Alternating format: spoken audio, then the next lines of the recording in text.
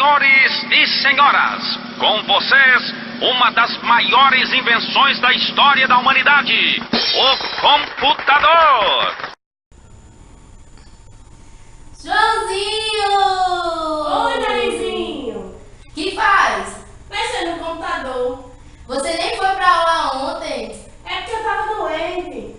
A professora passou um vídeo ótimo sobre a história da informática. Você perdeu. Informática? Sim. Quer ver? Procure aí, o nome é A História da Informática. Vou procurar.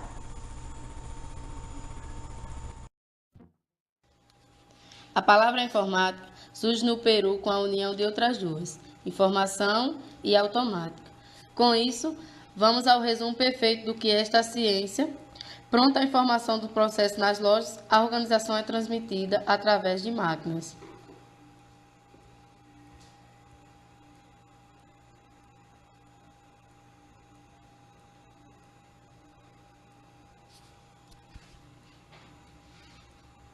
A perfeição e a velocidade dos computadores para lidar hoje tornaram mais fácil de esquecer as origens. No entanto, para obter o cérebro eletrônico, tinham que saber como contar em primeiro lugar com os ventos. Pronto, os primeiros instrumentos conhecidos capazes de operações aritméticas e subtração é o abaco, no qual foi utilizado simultaneamente por diferentes civilizações. O matemático francês Pascal superou essas dificuldades ao inventar a primeira das calculadoras mecânicas, cuja adicionada a mais rápida. O alemão Heine Stütler superou outros dispositivos capazes de fazer multiplicações e missões. Baladas inglesas estudaram uma máquina analítica que era capaz de correr automaticamente uma sequência de cálculos. Esse compromisso fez dele valer um título de um computador. Os primeiros computadores que foram construídos foram possíveis graças a uma válvula. Em seguida, um transistor, os microchips que tinha permissão para refinar onde você nunca poderia ter imaginado. A evolução tem sido tão rápida, embora fala-se de 5 gerações de computadores emparelhados. Com o avanço tecnológico, nesse processo evolutivo, o abaco e a calculadora juntos foram proferidores de algo muito acessível, o computador pessoal.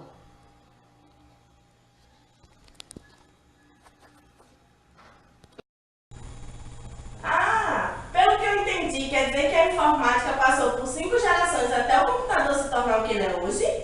É isso mesmo.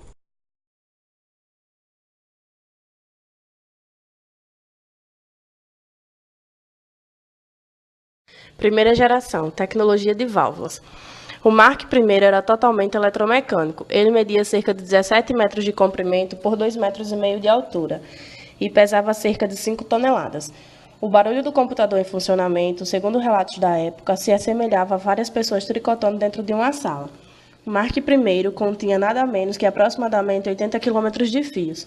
Ele foi o primeiro computador totalmente automático a ser usado. Segunda geração, a utilização do transistor. Em 1952, surgiu um novo componente que apresenta inúmeras vantagens em relação às antigas válvulas. Tinha características como menor aquecimento, maior poder de cálculo e confiabilidade e um consumo de energia bem menor. Os cálculos passaram a ser medidos de segundos para microsegundos. Terceira geração, os circuitos integrados. A terceira geração inicia-se com a introdução dos circuitos integrados aos computadores. Após aparecerem esses circuitos no final dos anos 50, eles foram aprimorando-se até chegar ao estágio de adaptação aos computadores. O PDP-5, produzido pela DEC, foi o primeiro mini-computador comercial e o Intel 4004, o primeiro microprocessador. Quarta geração, circuito de larga escala.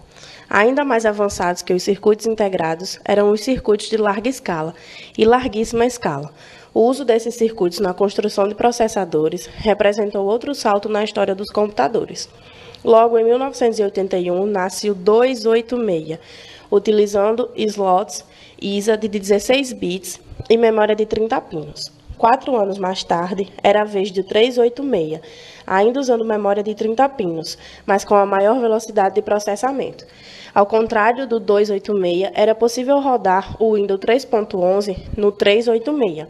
Introduziu-se no mercado as placas VGA e suporte a 256 cores. Quinta e última geração. Ultra Large Scale Integration. Aplicou-se drasticamente a capacidade de processamento de dados, armazenamento e taxas de transferência.